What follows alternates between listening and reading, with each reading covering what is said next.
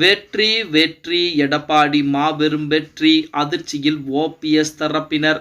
நண்பர்களே, நம்ம அதிமுக தொண்டர்களாக இருந்தீங்க அப்படின்னா மறக்காம நம்ம சேனலை சப்ஸ்கிரைப் பண்ணிட்டு இந்த வீடியோக்கு ஒரு லைக் பண்ணிருங்க. அனைத்திந்திய அண்ணா திராவிட முன்னேற்ற கழகத்தை பொறுத்த வரைக்கும் மிகப்பெரிய ஒரு கடல் போன்ற ஒரு இயக்கம் அப்படிங்கிறது நம்ம அனைவருக்கும் தெரியும். அந்த அதிமுகவிலே தற்சமயம் சின்ன சின்ன பிரச்சனைகள் என்பது போய்கொண்டிருக்கிறது. இப்ப செங்கோட்டையன் போர்க்கொடிகளை உயர்த்தி இருக்கிறார். செங்கோட்டையனுடைய பதவிகள் என்பது பறிக்கப்பட்டிருக்கிறது. அவருடன் சேர்ந்து செங்கோட்டையனுக்கு ஆதரவாக அவர் கோபிச்செட்டிப்பாளையம் ஈரோடு பொறுத்த வரைக்கும் ஒரு 3500க்கும் மேற்பட்ட நபர்கள் அதிமுகவிலிருந்து விலகி இருக்கிறார்கள் அப்படிங்கிற மாதிரி செய்திகள்லாம் தமிழக அரசியல் வட்டாரத்திலும் அதிமுக அரசியலிலும் ஒரு பரபரப்பை ஏற்படுத்தி கொண்டிருக்கிறது.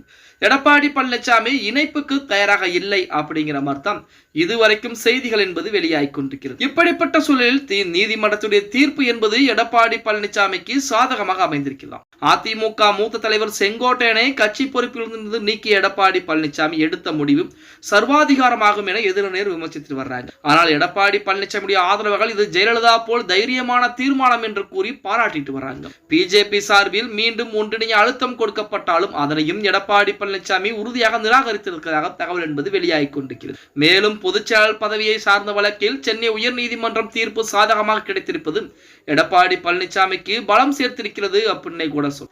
எடப்பாடி பழனிசாமி அவர்களுக்கு பலம் சேர்ப்பது மட்டுமல்லாமல் பிஜேபி பாஜகவை அதிகப்படியாக அழுத்தம் கொடுத்தால் அவர்களையும் விட்டு விலகி தமிழக வெற்றி கழகத்துடன் கூட்டணி அமைக்கும் வாய்ப்பை எடப்பாடி பழனிசாமி ஆலோசித்து வருவதாக அரசியல் வட்டாரங்களில் தற்போது தகவல் என்பது வெளியாகி கொண்டிருக்கிறது அப்படின்னு கூட சொல். அதாவது அனைத்திந்திய அண்ணா திராவிட முன்னேற்ற கழகத்தை பொறுத்த வரைக்கும் அதிமுக பாஜக கூட்டணி என்பது அமைந்திருப்பது நம்ம அனைவருக்கும் தெரியும்.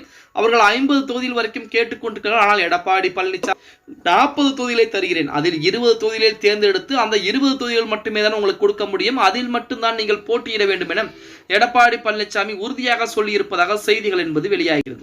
இன்னொரு புறத்திலே செங்கோட்டையனுடைய பதவிகளை பறித்திருக்கிறார் எடப்பாடி பழனிசாமி. செங்கோட்டையன் அவர்கள் இத்தனை நாட்கள் அமைதியாக இருந்துவிட்டு தற்சமயம் தேர்தலுக்கு ஒரு 6-7 மாதங்கள் இருக்கக்கூடிய இந்த சூழ்நிலையிலே அதிமுக ஒன்றிணைய வேண்டும் என போர்க்கொடி உயர்த்தி இருக்கிறார்.